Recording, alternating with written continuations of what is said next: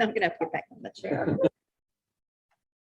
Pledge allegiance to the flag of the United States of America and to the republic for which it stands, one nation, under God, indivisible,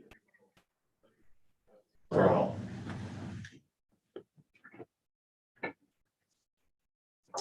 Okay, roll call. Bush. Here. Van Blercom. Here. Isaacson. Here. Lanham. Here. Leonard. Here. Elton. Here. Okay, moving on. Public comment from anybody on the council?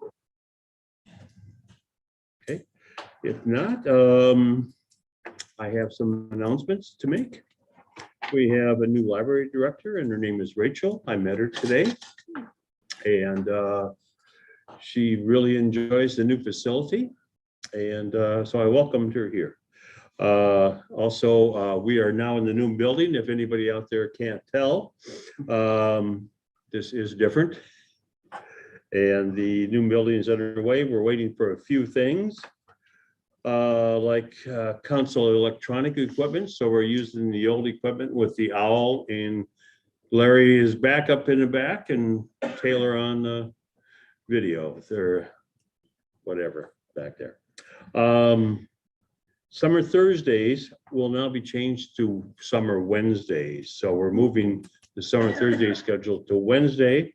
And I've had a lot of comments about that from before today, and now it's going to happen. And also this Saturday night is candlelight night on the Stour at 5:30, February 5th. Like to see a bunch of people out there in the Stour at 5:30. Get you home early and hopefully it won't be too windy. So. All right, that's it. That's what I have for public comments. Consent agenda items. We have minutes from City Council December 1st and special City Council meeting December 15th. Make a motion to approve the consent agenda items. Second. Any further discussion? Okay. All in favor? Aye. Any opposed? Okay, motion carries. Okay, number one, the appointment of Kathy Mcgowan to the Amery Housing Authority Board. As you know, Judy Baldwin has resigned, and we would like to appoint Kathy Mcgowan. Any questions? If not, I'd entertain a motion. How long of the term is that? Is it a 2-3 year term? I believe it's 3 years. Okay. I'll make that a motion. I think Kathy's, she's my old neighbor and she's doing a good job. I'll second it. Any further discussion? Okay. All in favor? Aye. Any opposed? Motion carries. Approval of liquor license for Village Pizzeria.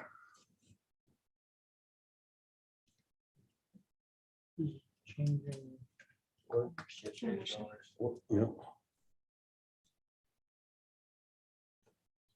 On, I think it was January 14th, the sale closed. So they've been without a liquor license since then. This will just give them the same exact licenses that Russ had over there. Class B liquor and beer. Make a motion to approve the liquor license for the Village Pizzeria under new ownership. Any further discussion? All in favor? Aye. Any opposed? Motion carries. Baird Capital, I believe we have, what's his name? Justin on the phone. Good evening, everyone. Can hear you loud and clear. Thank you, Justin. Great. Well, the new building looks very nice. I'm glad to see you guys are all in there, and everything looks great. So tonight we're going to be talking about the financing related tax increment district number 6, the South Industrial Park. So in your packet, there's a brief presentation that I'll run through with you.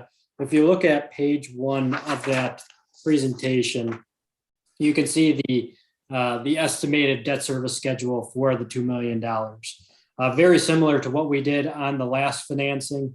We're going to be bidding it out to the local and national banks, keeping the debt callable, meaning that you can refinance it, prepay it, restructure it whenever you would like throughout the term of the debt. And why that's so important is this being TID debt, you just never know how the revenues are going to be coming in for that particular TID. So hopefully they come in better than anticipated, and you have the ability to pay off the debt earlier than the final maturity. So this gives you that flexibility to do so.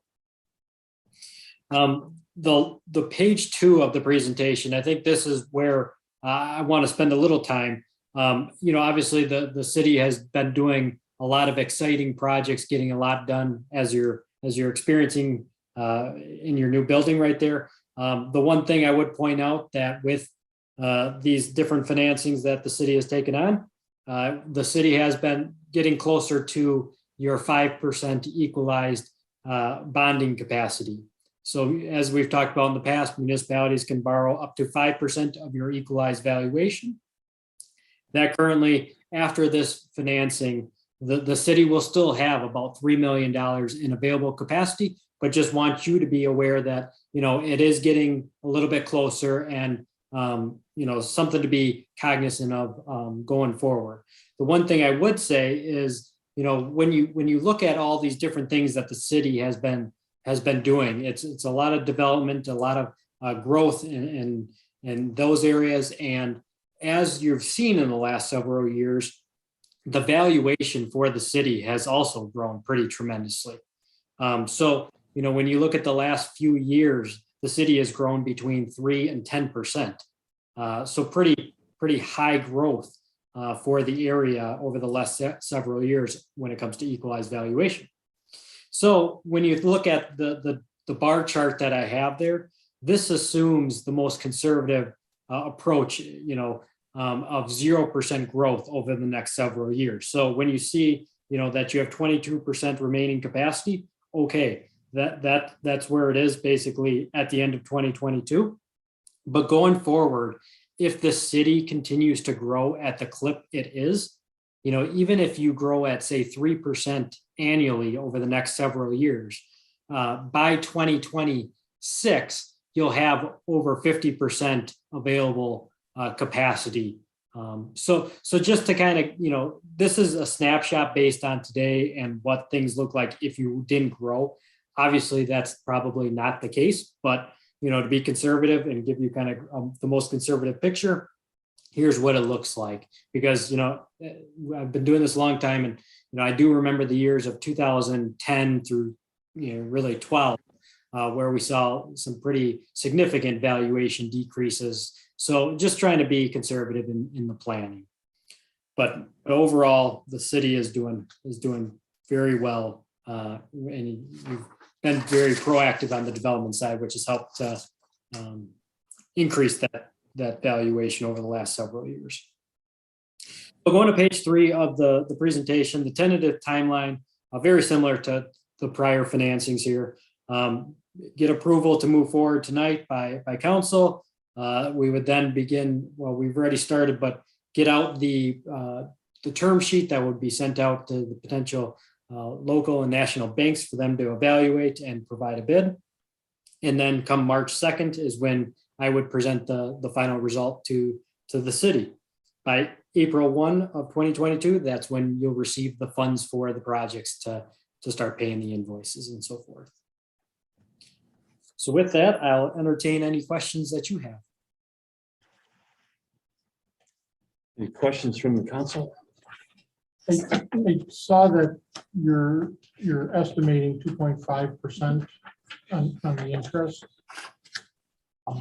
Is that still a good number, even with the last few days here where they're talking about interest rates going up, going down, going sideways? Yeah. That's still a conservative estimate, you think? It should be a conservative estimate. Since our last financing, where we locked in the rate pretty much at the beginning of December, rates have gone up. You've been hearing about it in the news. It's kind of something that has been expected. And unfortunately, the city's been very prudent in doing a lot of the financing last year kind of when rates were still at those historic lows. So rates have gone up, over the last really 2 months. But, when I'm showing the 2.5% interest rate, that should still be conservative. I would anticipate we'd come in better than that. But from a planning perspective, we just wanted to be conservative. Thank you.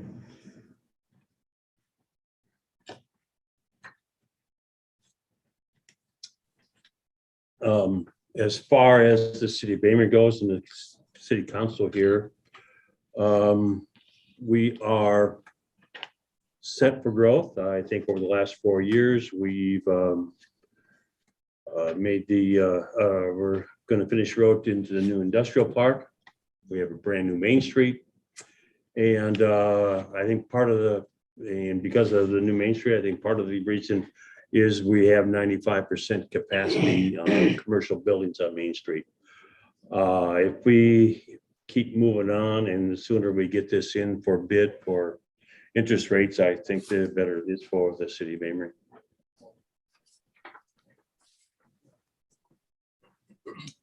So at this point, this is for an approval of the plan. Yes, to move forward with the plan. Yeah. Forward with the plan. Then I would move that we move forward with the plan. Second that. Any further discussion?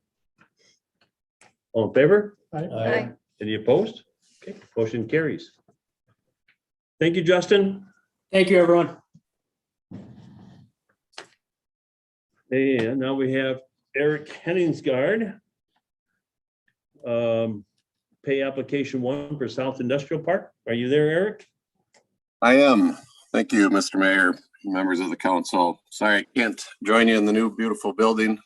Hope to be there shortly, but yep, on your agenda tonight is the first pay application for the South Industrial Park Road project to Albrightson Excavating. The work that they've done to date, they've been working on the water main loop around the back side of the project. And also, you've probably seen some utilities, water and sewer along Highway 46 have also gone in too. So what they really worked on this winter was utility work that they could do that weren't located within the roadway. And that's what they've completed so far. So far, so good. Like they've done a good job. I haven't heard any complaints. If you have, please let me know. But yeah, so far so good. So tonight, looking for a recommendation for their pay application number 1.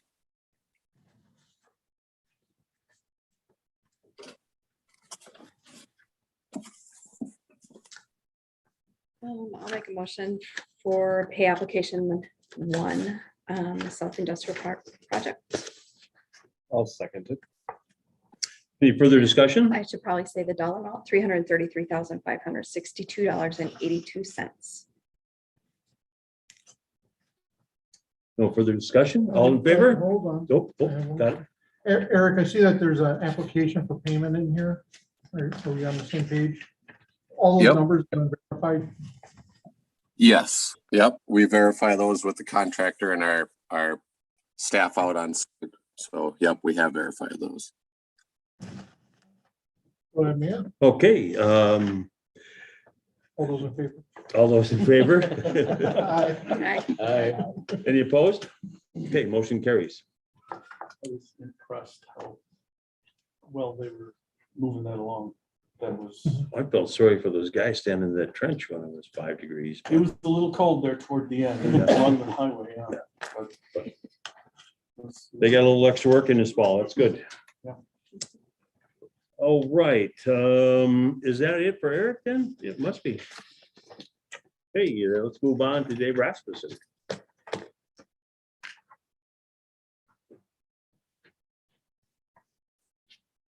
Well, thank you, Mayor, and congratulations on your new building.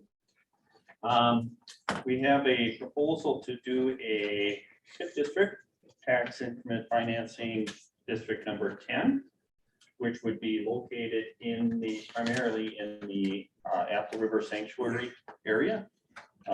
Understanding that there's a person interested in the development of the remaining area out there. And part of the financing for that would probably require a tax increment financing district. So we have that proposal there. I know we're going to meet with the developer later on this month and talk about a few things. My understanding is that they want to get going on this fairly soon, so we need to get that in place.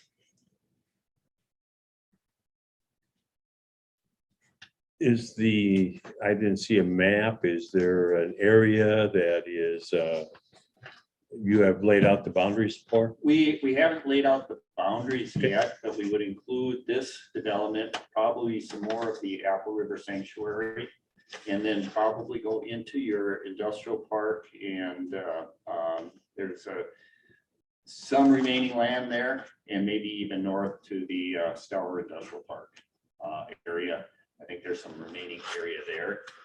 This would be a mixed use TIF, which allows for commercial, industrial, and newly platted residential subdivisions.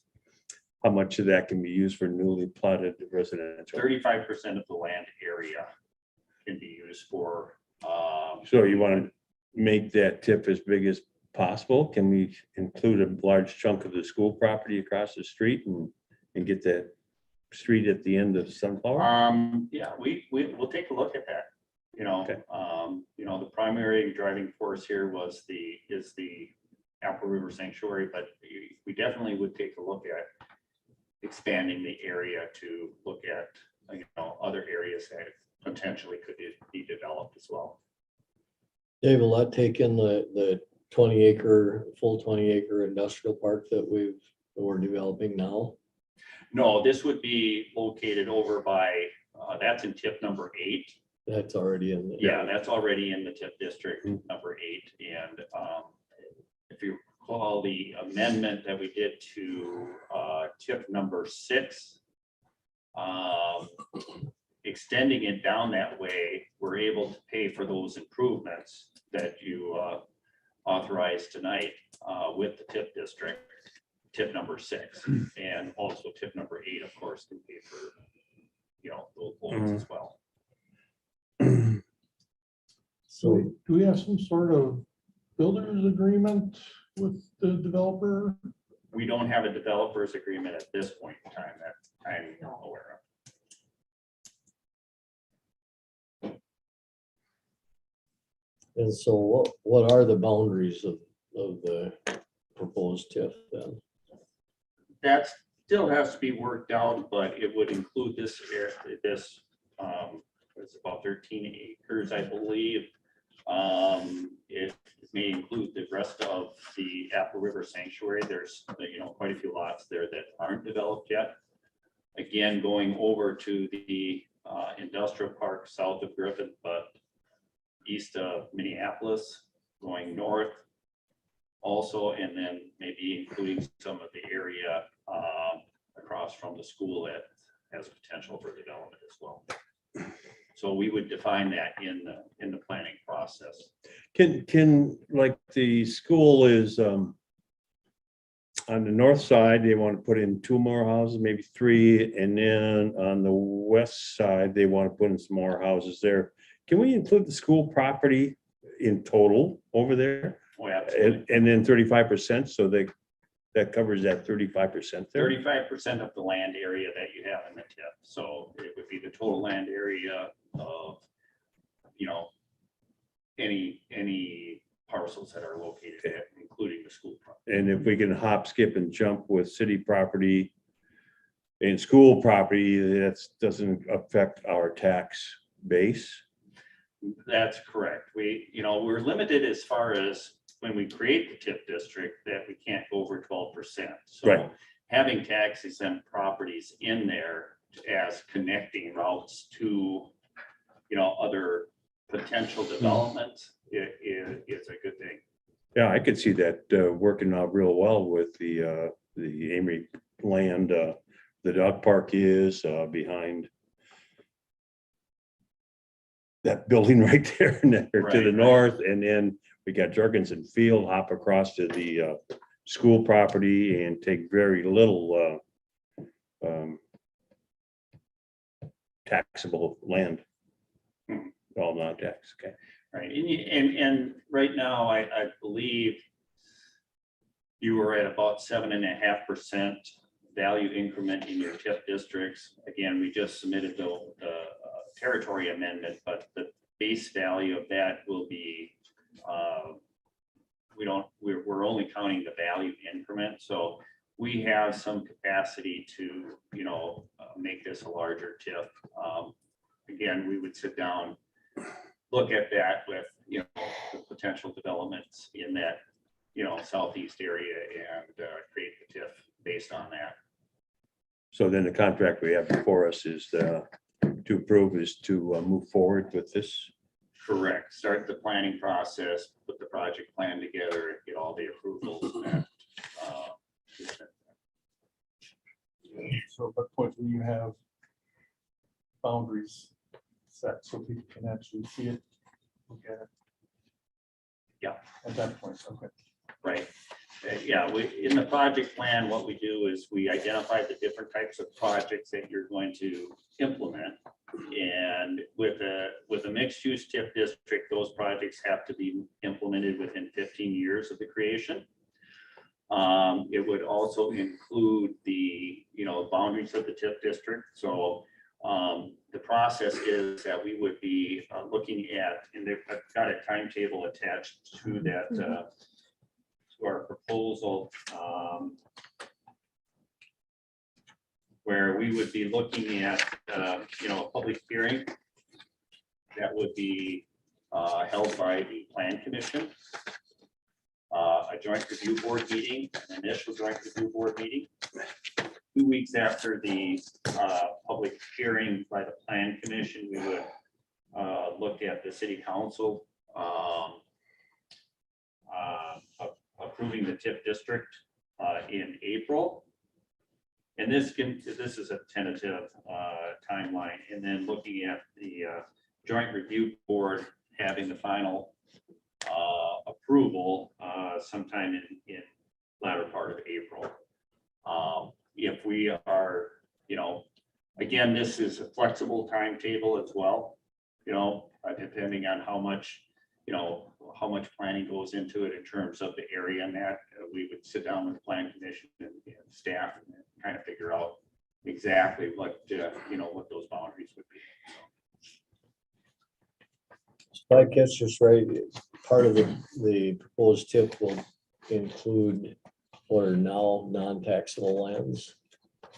Yeah, Good. it will. Yeah, And so I'm assuming there's a provision that says before any money is given to the non-taxable, it turns into taxable first. well, I don't think we'd actually provide any money to the non-taxable parcels. Because there will be street access on at least on the west side of the land, the school, they don't end in cul-de-sacs now. And as I understand, the proposal is to put 3 houses on a cul-de-sac at the end of those 2 streets. So is there some provision that says before we do street work or put water and sewer out there that the land has to become taxable before that happens? So it's property owned by the school? Yes. Okay, so if those homes go up, they're going to be taxable, I would assume, if they're sold to. They won't be taxable until they're sold though. Correct. But we I think could stick a fair Yeah. chunk of change into them before they're sold. I guess- If the properties are gonna come back on the tax roll, I mean, there's some sort of guarantee that the properties are gonna come back on the tax roll, then that would be fine to put them into the TIF, because that's how the TIF is funded, is through tax money. Right. Well, and it'll be It would be 100%. Right, it would be foolish to put nonprofit or non-tax property into this TIF if there's never any guarantee of any sort that it's gonna be back on the tax roll. Right. And the only reason we put non-tax property would be to increase our property acreage wise, so we can have a larger 35%. The percentage would be higher, Yeah, even though you're not going to be able to use that property. And the thing of creating a TIF district, the parcels have to be contiguous to each other. So that, we sometimes use tax exempt properties to, again, be that connecting route. Because one, it doesn't affect the base value of your TIF district. And so we're not, again, when we're creating a TIF district, we can't go over 12% of your equalized value. So if we can include those tax exempt properties, because there's no value in there, that can be used as a connecting route to those other, taxable properties. didn't we just use the golf course to bridge that? Pretty much, yes. Yes. Right. Yeah, my other concern too is that we don't have a developers agreement with whoever wants to develop the Apple River Sanctuary. And the reason that's of a concern to me is we've been listening to that for many, many years now. And we're looking to spend $20,000. We need some guarantee that we're going to at least recoup some of that money at some point. Sure. And Because talk is cheap. Sorry. we do have a, as additional fees, we have for developers agreements, we have that 3,000 in there. That's an hourly basis, and we could, again, this timetable is flexible. We could negotiate that first I think. and then look at the creation of the TIF district. But again, part of that development agreement is going to be a obligation by the city to create the TIF, but we can work on that first. And if that doesn't come through, then, Right. That's a good idea. That's our guarantee that. Correct. Now, It's just that we've listened to it for so long. I want to build a subdivision, I want to build this, I want to build that, and nothing ever comes to fruition. Well, at least if there's a developer's agreement, now you got to put some teeth into it. We're willing to help, but this has got to be fair for everybody. Yeah. And if the developer starts developing this year, building homes, as long as we create this TIF district before September 30th of this year, we will collect that as increment because it'll drop back to January 1st of 2022. So I think that approach is really good, Tim, if we just go ahead and concentrate on the developers agreement first, and then go ahead with the district creation.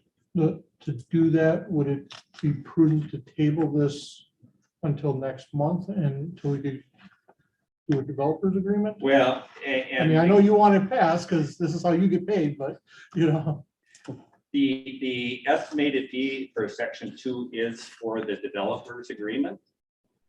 So that would, and we are meeting in February to start that process with the developer. So if you look at we've estimated that fee because again, developers agreements can be, take a lot of time or a short time. So that's why we were looking at hourly. So under section 2.3, it says we'll prepare a developer's agreement. That would be on an hourly basis. So once we get going with that developer's agreement, then we can create the TIF district. Because we'll have basically a agreement in place that it's going to be developed. That didn't answer my question. Do we Well, table this if you until wanted to next- break it up into 2 sections and do the or- developer's agreement and then the TIF, that'd be fine too. Or do we approve? I mean, you estimated 3,000 for section 2, correct? Correct. So do we approve 3,000 to complete a developer's agreement and then come back and revisit the TIF? Say the If that- developer's if that- agreement doesn't come to fruition. Right. Yeah, and if the We're not developer's locked in. agreement didn't come to fruition, there's no reason to create the TIF district and we wouldn't charge you for creating the TIF district. But I mean, if you want to, structure it that way, we're fine with that. That's not a problem. We do have time, like I said. The only thing is that the city won't be able to incur any costs except for the development of the TIF district until the time that the city council approves it. So, But it's not worth rushing it either just to collect that little bit of. right. That doesn't impact that September 1st date. Right, Right. right. Though the 'Cause creation I of don't the think we TIF want to do district. that. If somebody's out there build this summer, Yeah. They'll get building. yeah, we want to make sure we hit that September deadline. Yeah, if you got the developers agreement in place and they get going on this development and start building homes and so forth. Again, if they build those in July and you don't create the TIF district until September, you're fine with that. You know, because except that if there's any payments to the developer as part of the development agreement that would be coming from the TIF, then you might want to get the developers agreement in place and then be able to get that TIF district created. Do you think 30 days is unreasonable to at least have a preliminary developers agreement? Yeah, and February 17th, when we meet, that will help a lot to get those things going, to see what kind of interest is there and to, kind of put a little teeth into, Sure. Well, it might motivate the builder too. I mean, at least they know that they know where we stand. right. So we really don't. No, Yeah. and we're more than fine, going that route as well. To give an idea of the estimated cost for water and sewer and curb and gutter in there, you have a figure for that? I think we put an estimate together, it was right around $1 million Yeah. It was 9 something. for that. Yeah. There's gonna be more to this developers agreement than we think, because $1 million, that's the $30,000 per lot out there. That is, if you're gonna charge, yeah, there's gonna be a lot of things going on, so. Yep. On that note, I will make a motion to allot $33,000 or allocate $3,000 for the developer agreement and table the development of the TIF number 10 until next month. I'll second that. Any further discussion? All in favor? I, Any opposed? Okay, motion carries. Thank you. Yeah, thank you, Dave.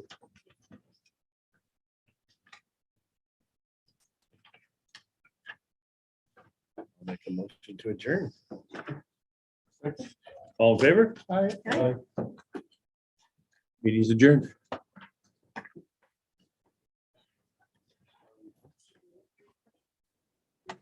Before everybody's gone, we had a nice plant sent by the city for my mom's